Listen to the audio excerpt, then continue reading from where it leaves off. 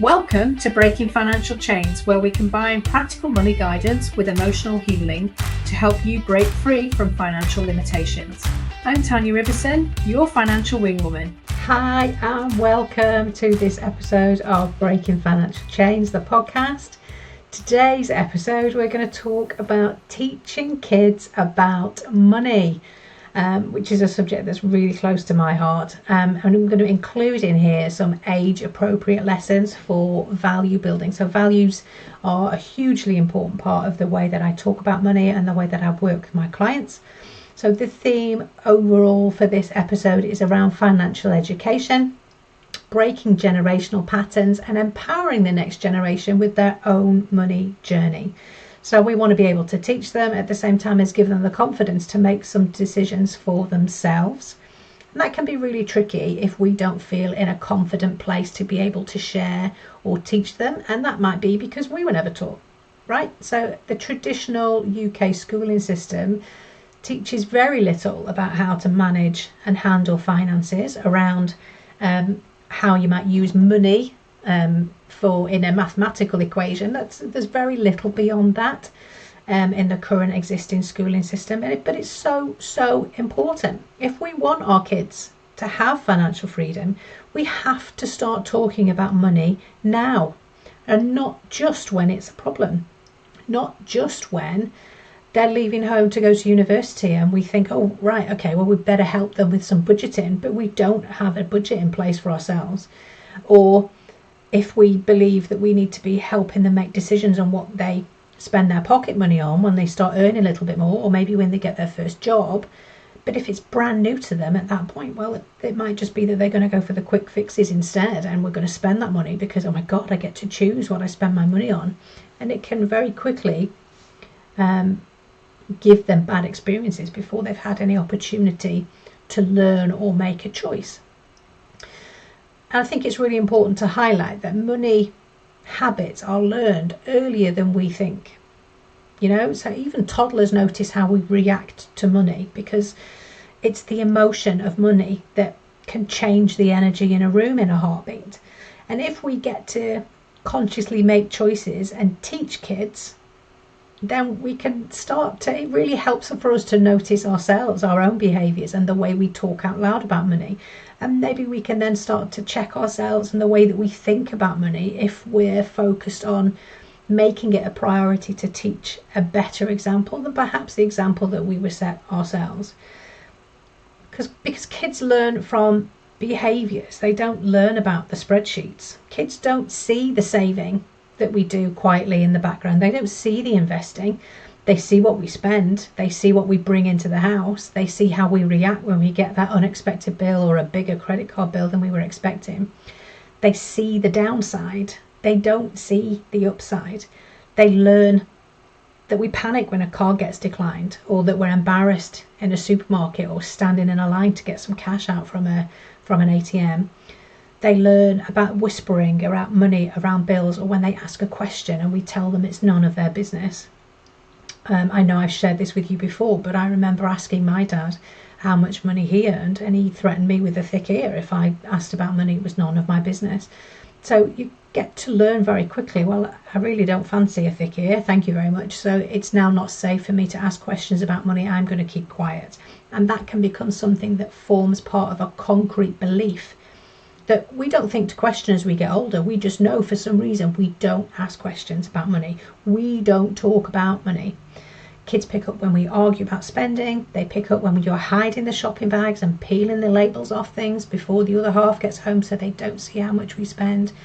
And all of these things contribute towards the things that they pick up on and what they then emulate as they grow. So it's not about teaching kids to be rich. This is not about having more money, because that in itself can become a problem. At the risk of repeating myself and some of the recent episodes that we've released, it's about teaching them value.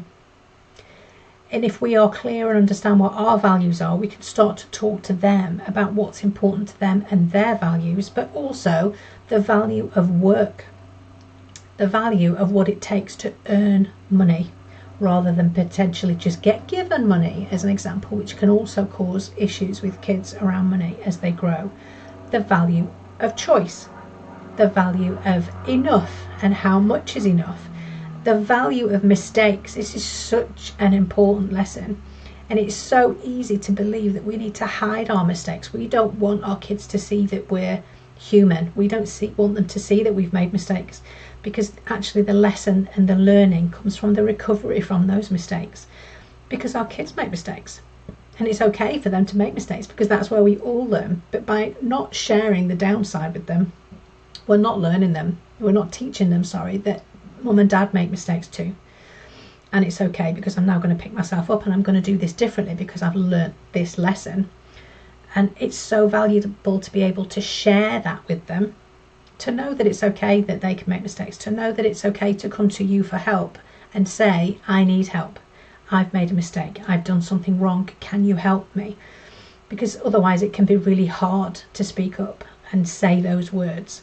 So what we want to do is present it in a way that's safe, and it starts super early.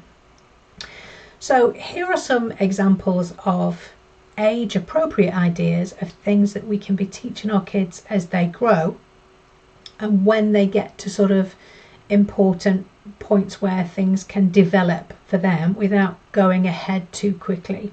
So between the ages of 3 and 6 years of age, a really important lesson to teach to our children is that money is tangible. So in terms of an actual real thing, and this is the big disadvantage, right, of using plastic or using our Apple wallets to pay for everything. And this also is an issue for adults and spending, because if we don't see the money going out, if it is just a case of tapping a credit card or tapping our phone to pay for something, it's very easy for us to lose track of what we're spending. So as you work through some of these lessons, these can be a really helpful reminder for what might be important, super important for you to think about, to readdress, to revisit, to consider how you might change things going forward. But examples of the ways that we can teach our small children or grandchildren or children of friends is we can play shop games with them. So if you want to buy these vegetables, lovely plastic vegetables in a plastic basket, and I remember playing this with my older daughter, she's 21 now, but it was one of my favourite games to play, whether I was teaching her about how important it was to have a colourful plate, or that you have to buy these things. We don't just get given these items, we get to purchase them. So playing shop games and handing over the money, giving change, giving something in exchange for money is a super valuable lesson. Using cash wherever possible when you're out and about and paying for things yourselves. Again, not such an easy thing to do these days. So many places don't accept cash, but that's another open conversation that you can have with your children. Talking to them about needs versus wants. So needing to eat and the food that we need, rather than wanting sweets, chocolates, ice creams, as an example. Needing to save to buy the thing you want, rather than wanting something now as a quick fix, which then spends our money and we don't get the opportunity to save for something bigger. But helping them to understand the difference, or giving them the choices, showing them, you have £1, you can buy this thing, or if we come back in a few weeks' time, you would have more money and you could maybe buy this thing. Which is it that you want? And helping them to learn about delayed gratification and understanding that to save it might take a little bit longer, but the reward that you might get at the end of that time of waiting might be more. It might be more important, it might be more fulfilling, it might be something that you actually want rather than just buying something now. And letting them help, letting them hand the money over, letting them count the change, letting them get involved with the small purchases where we've got the time to do it, obviously, but letting them see and understand and getting them used to these sorts of transactions, all super helpful between the ages of 3 and 6. As we get a little bit older, then we want to help our kids understand exchange and give them a little bit more of an understanding around patience and the need to wait. So this is sort of in the bracket of ages 7 to 10 years of age. So we could give them pocket money around this age, and help them to make choices with what they do with their pocket money. So just because they have that pocket money, that doesn't mean that they have to or they can spend it all. Perhaps we could help them with the choices of what they do with it. So maybe we spend, we save, and we give. So we can talk to them about the 4 things that we can do with our money: spend, save, give, and invest, and give them a choice of what they might like to do with their money based on what they want. We can involve them in some of the household things that are age appropriate for them. So the most obvious choice to get our kids involved with might be along the lines of food management, meal planning, setting budgets for a day out, setting budgets for what we can spend on lunch or treats or ice creams or whatever that might be, and understanding that if we have a budget of £50 or £100 for a weekly shop, what happens if we go over that? And do we borrow money from next week effectively to be able to take advantage of things that are on special offer, or do we deal with those things differently? If we're buying enough pasta that's going to last us a month, well, that's okay. And understanding the price per kilo rather than the price on the packet, all great ways to sort of raise their awareness around that. And the patience element that I mentioned, it's understanding and letting them wait for things, because the instant lifestyle that we're getting so used to at the moment, the prime delivery, the fast food, instant takeaway, it means that we're getting in the habit of expecting for things to always be that way, which just is not a reflection of reality at all. So teaching our kids at an early age that they can wait for things, that they can save for things, that they can have different things with more financial stability is a fantastic lesson to be learning around this age. It's sort of 7 to 10 years of age. As they get a little bit older, between the ages of sort of 11 and 14, we can help them to start building a little bit of autonomy. So letting them make choices, letting them make decisions, and also then enjoying, or maybe not so much enjoying, the consequences of what those decisions are. So start to perhaps give them responsibility for their own budgets. And we did this with my oldest daughter, not so much now, but certainly my youngest daughter, so she's 13. She gets an allowance on her school canteen account every month, and she can have £7.50 a week to choose whether she wants to spend it in the canteen or when and what she wants to spend that money on. So she gets to choose throughout the week if she's going to make a packed lunch to take in herself, or she's going to have lunch in the canteen, and then she gets to choose whether she has 3 meals in the canteen the week, because that's what that might stretch to, or she might want 2 meals because she wants to really enjoy a particular meal on a certain day with a dessert if that's what she wants, or she might choose to spend that on having slightly smaller snacky meals and eat more frequently in the canteen. But she gets to choose, and she only gets a certain amount for the month, and once that money is gone, then she can only have packed lunches. That's up to her, but she gets to manage that. The same with things like birthday gifts.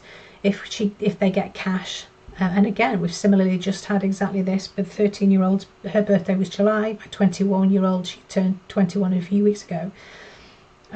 They get given money. They get to choose what that money gets spent on, or whether they spend it at all. It might be that they choose to save because they've got their eye on a new phone or a new games console or something like that. We can show them that we're opening a junior savings account for them, and they can see what is included in that bank account. They can see that amount growing, and what happens when you save, that you get to earn a little bit of interest. Obviously, we're going to be very realistic about the amount of interest that they can earn, but they get to see the fruits of what happens when we do save, and we get them to understand that that takes time. That helps lead into the patience element of what we were talking about for our 7 to 10-year-old age bracket. And we can also start to have more open conversations with them around advertising, impulse buying, and comparison culture, because by this age it's probably most likely that your kids are going to have a phone. They're going to be of secondary school age. They're going to be exposed to examples of other consumer behaviour around their friends in a bigger way. They're going to be more aware of what's going on. They're going to be perhaps looking at social media or advertising, and we're sitting ducks, right, from an advertising point of view. If we've got that feelings that people get watching certain adverts and they want to wear branded clothes, for example, they want to wear trainers with a decent name on rather than something that you've perhaps bought from a non-branded place or from a supermarket, then they may feel a certain way about that. But understanding the difference and why we might make those choices over something else, it could be that, well, we're going to buy you some trainers, kiddo, but if you want the name on the trainers, well, maybe you can put some of your birthday money towards that. Maybe you can save up a little bit first before you get to the point where you can then have the name that you want over what I'm going to provide for you right now. And it's super important that this is something that isn't either ignored or left until later, because this can impact and mould the habits and the behaviours that they then display for themselves. If we're not having these conversations and they don't understand that we're consumers and we're being sold to, when they get to a place where they might have access to their own money and they maybe get a credit card at 18, that can then spiral out of control without that understanding first of how that advertising works. So it's just such a really useful thing to be able to talk about openly with your kids, however uncomfortable that might make us feel in the process, because maybe we haven't made the best decisions with money and we've built up debt over time, as I have. Years ago, that's exactly what happened. I got a credit card at 18 and just thought, wow, this is a brilliant time to be able to buy all the things that I never had before. But I ended up in a bit of a pickle with that as a result. But I never had these conversations with my parents or grandparents growing up. It wasn't something that they thought or knew to do. But we can do differently, right? We can choose differently and we can set a different legacy for our kids. And once we get beyond that, sort of age 15 plus to 18, we can start prepping them for the real world. We can introduce them to budgeting tools and apps and things that we find useful. We can help them plan saving for something that they really want.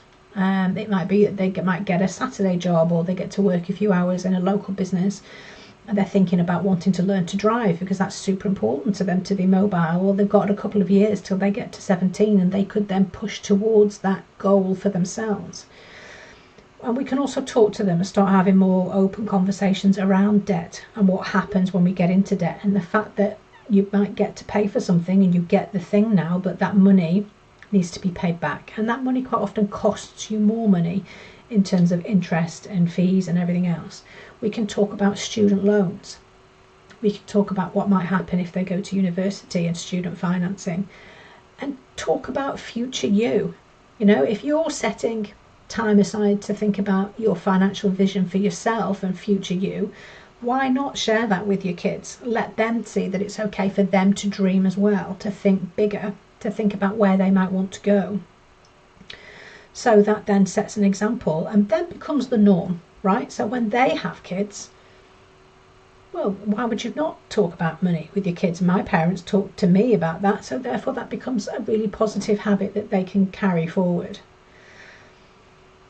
And I think throughout all of these different ages, there are sort of core or key themes that are really important to get across as and when you can. And this is where it's really useful to talk about this as things are happening, and to share in an age appropriate way where things might be happening.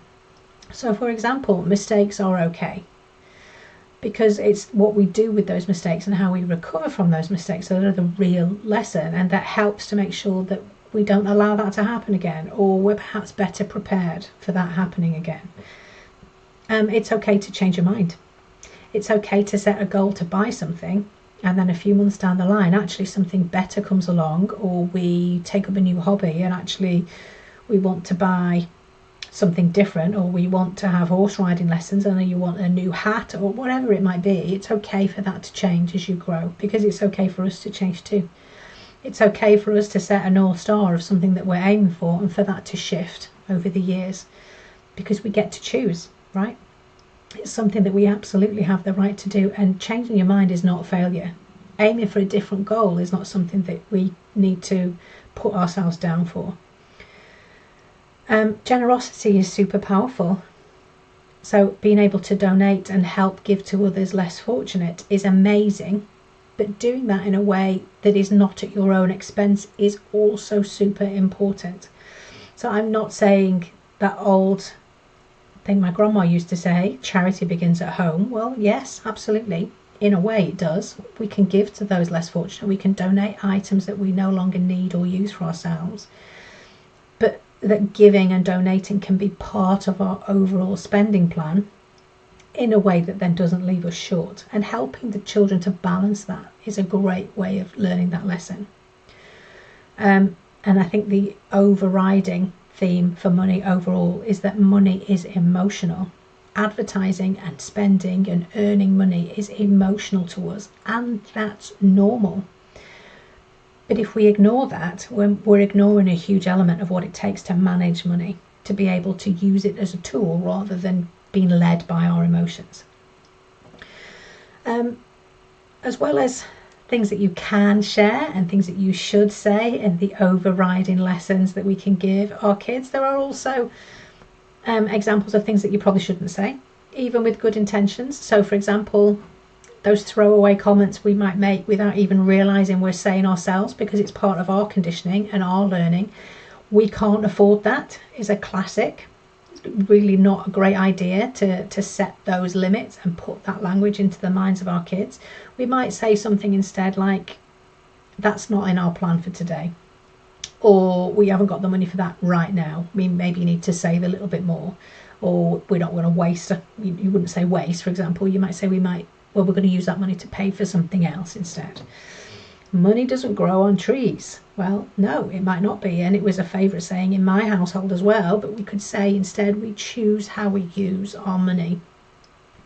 But we do only get a certain amount in, and therefore we can't just continually spend and spend.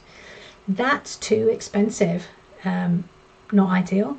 Again, it's a language. It's something that we can set in the minds of our small people. We could say instead, let's look at options, or let's think it through together instead and open the conversation, rather than giving them something that they take away, which is a fixed language that then becomes part of their beliefs themselves. So I would love to hear your own takeaways from this episode. I love talking about stuff like this. It's a situation, it's a subject that's really close to my heart. And overall, I think the closing message that I want to leave with you is that you don't have to get it perfect. You just have to be willing to talk about it. It's okay to talk about your mistakes, as long as we're showing the positive that's come out of making those mistakes. I think it's really key to understand that whether you teach your kids or not, whether you talk to them or not, they're already learning about money. They're just not learning what you might want them to know or what you think they should know to give them the best start. They're picking this up anyway from other people, from the language around them, from the things that you're doing. If you're not conscious about your language and your behaviours around money, they're picking it up from friends' parents. They're picking it up from other family members that they might be spending time with. At least if you're having these conversations with them, you get to decide what you teach them and what they might learn from it. And it's also a chance for you to change the narrative for good, for the good of them, for the future them, for future you. Because when we become aware and conscious of that we've got little ears that are listening and are in our vicinity when we react to certain things, it helps us to check in with ourselves and think, actually, this isn't the example that I want to set. I want to change things now because I'm more aware that somebody is picking up on what I'm saying and what I'm doing. So therefore we get to change things going forward. Thank you so much for joining me. I'm going to see you on the next episode. Thank you for joining me today on Breaking Financial Chains. Remember, you have the power to transform your relationship with money one step at a time. If this episode helped you, please subscribe and leave a review to help others find their path to financial freedom. I'm Tanya, your financial wing woman, and I'll see you next week.